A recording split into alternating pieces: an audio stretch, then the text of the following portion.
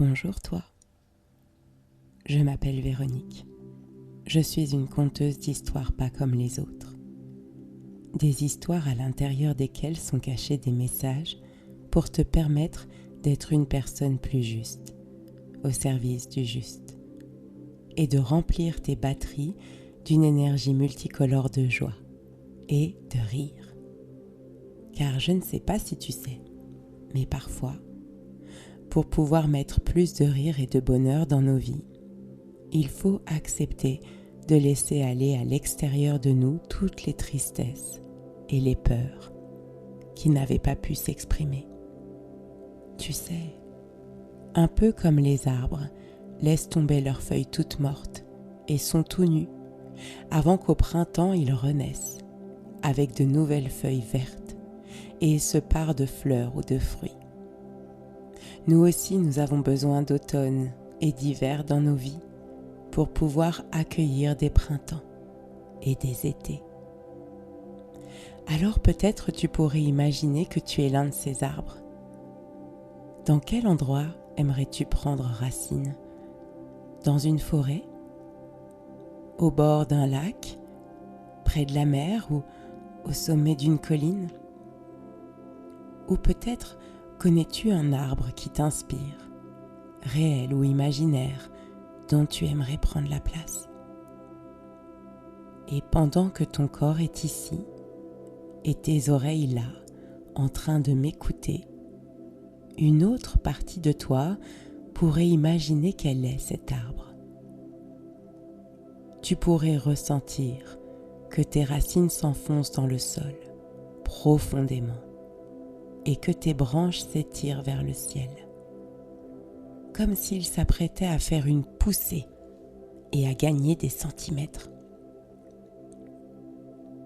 Je ne sais pas si à la fin de cette séance tu seras plus grand ou plus grande qu'au début, mais ce que je sais, c'est que ton cœur sera plus courageux et ta tête capable de trouver de nouvelles solutions et de voir au-delà de ce que tes yeux extérieurs peuvent voir. Oui, car tu as une deuxième paire d'yeux, ceux de ton cœur, qui voient dans toutes les directions du temps, de l'espace, et bien au-delà des limites du réel.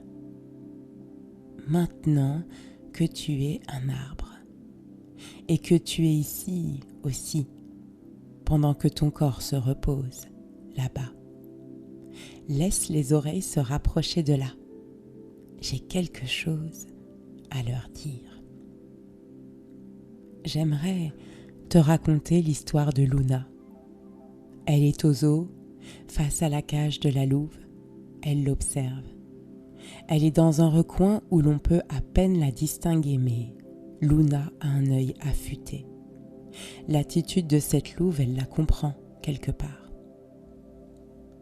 Cela fait 1 an que Luna est en France. Elle est réfugiée. Ses parents sont morts en la sauvant de la guerre. Elle vit dans un foyer, c'est le 4e depuis son arrivée. Dans le premier, au bout du 3e jour, elle s'était faite une copine. Elles dormaient ensemble dans la même chambre, mais après quelques semaines, son amie était partie dans une famille d'accueil. Elle s'en souvenait très bien, car c'était le lendemain de la nuit où elle avait fait ce terrible cauchemar. Elle y voyait son père charger leur ancienne voiture et dire à sa mère de monter, qu'il était temps d'aller chercher une autre petite fille, moins pleureuse que Luna. C'est vrai que son papa disait souvent « faut pas pleurer », un peu comme un commandement qui s'était gravé dans sa tête. Mais justement, ce soir-là, celui du cauchemar, elle avait beaucoup pleuré dans les bras de sa nouvelle amie. Et le lendemain, celle-ci était partie. Tu crois que ce sont les larmes qui l'avaient faite partir? En tous les cas, après cela, Luna avait été très prudente, peut-être même un peu distante avec les autres humains. Si elle ne s'attachait pas, elle ne souffrirait plus jamais de l'absence. Il y a 15 jours, le foyer avait organisé une visite au zoo. Depuis quelques mois, le zoo avait accueilli une nouvelle pensionnaire, une louve. et Luna avait immédiatement ressenti quelque chose. Le soigneur de la louve avait raconté à Luna qu'elle était une rescapée. Elle et ses petits avaient été faits prisonniers par des trafiquants. Elle avait été séparée de ses 2 bébés qu'on n'avait jamais retrouvés.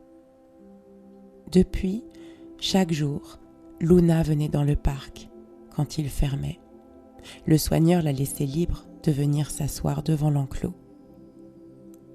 La louve ne montrait jamais le bout de son nez, mais Luna pouvait sentir qu'elle était observée.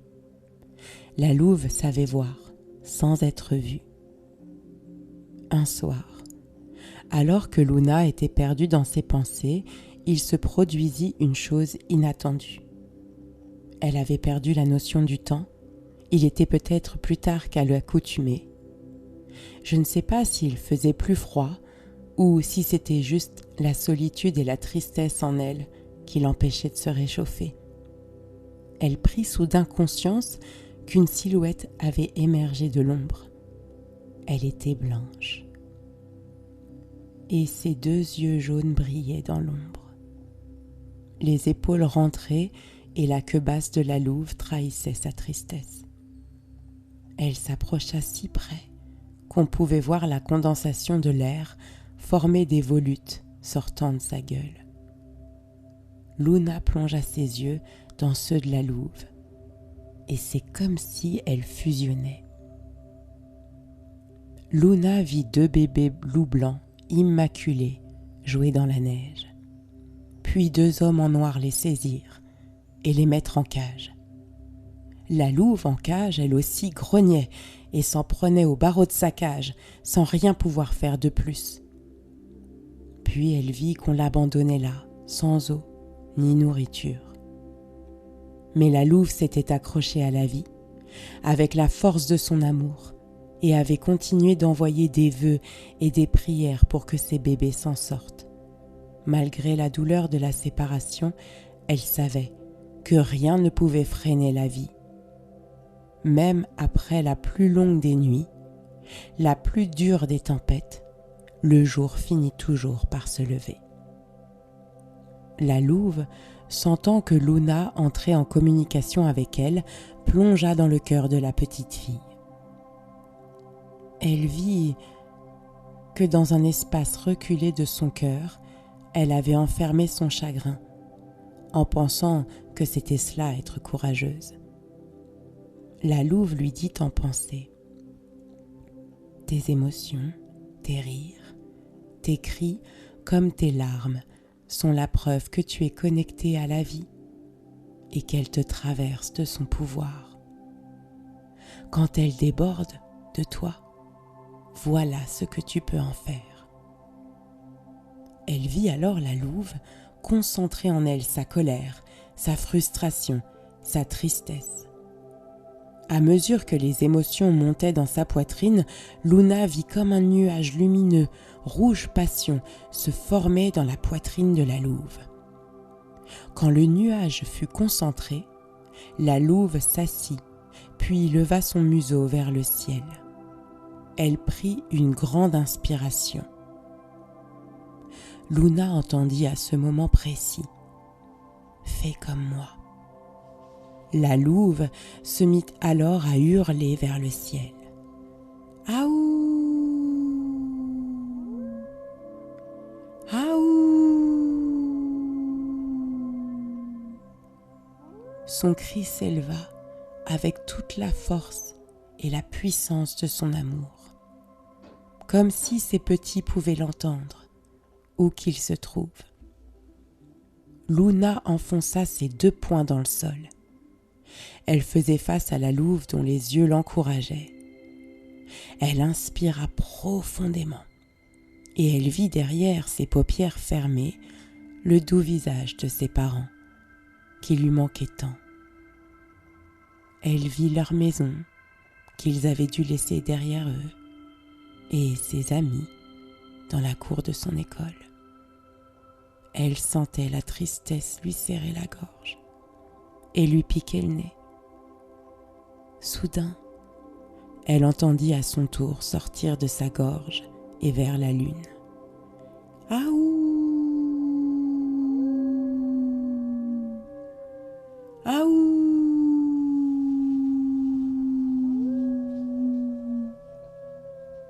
Des larmes coulaient sur ses joues, alors que le chant de la louve libérait toutes les émotions coincées en elle. Soulagée, Luna posa son front contre la grille et elle sentit le front de la louve venir s'y poser aussi. C'est ainsi que les trouva le soigneur, chacune d'un côté du grillage, front à front. Jamais il n'avait vu une chose pareille. Et je me dis que sûrement la vie avait amené à la louve une enfant à réconforter. Et à une enfant l'occasion d'être guidée par une mère. La vie trouve toujours un moyen pour ceux qui nous cherchent de nous trouver. L'absence ou la séparation ne sont que des freins, pas des obstacles définitifs. Imagine maintenant que comme la louve, tu concentres à l'intérieur de ta gorge tout ce que tu as toujours gardé pour toi. Tout ce qui te serre le cœur, le ventre ou la gorge. Un peu comme un ciel avant l'orage. Tu rassembles tous les nuages gris en toi en inspirant le plus fort que tu peux.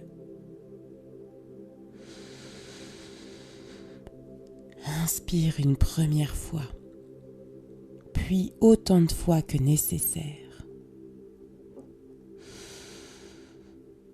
Et quand tous les nuages seront réunis, tu pourras souffler fort.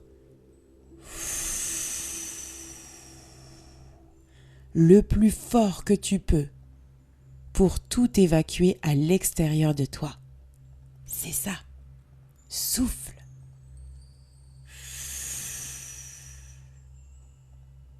Encore si nécessaire.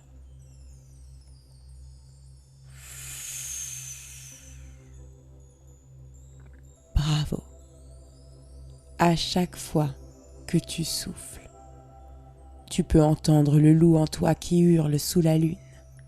Aouh! Tu pourras le refaire à chaque fois que tu en auras besoin pour faire sortir ce qui en toi résiste. Garder ces émotions à l'intérieur de soi, c'est terminé. Toutes les émotions liées de près ou de loin avec une séparation, une rupture, un deuil, un déménagement, s'évacuent. Imagine-toi, débordant de joie de vivre et léger. Si léger ou légère que ton sourire prend toute la place sur ton visage. Tu laisses les émotions te traverser. Alors tu es plus heureux, plus longtemps et plus souvent, car les rires savent qu'ils peuvent s'installer en toi. Et puis maintenant tu connais le secret. Tu sais qu'à chaque fois que tu en as besoin, à chaque fois que tu as besoin de voir au-delà de l'invisible, tu peux ouvrir les yeux de ton cœur ou te reconnecter à ton arbre, tu sais, celui du début de l'histoire. Si tu as déjà oublié, il faudra peut-être la réécouter, car il est pour moi déjà l'heure de te quitter. Je dois aller rencontrer un petit garçon qui a une histoire à me raconter. Peut-être ce sera ma prochaine histoire, qui sait. Alors, à bientôt, avec tout mon amour. Véronique.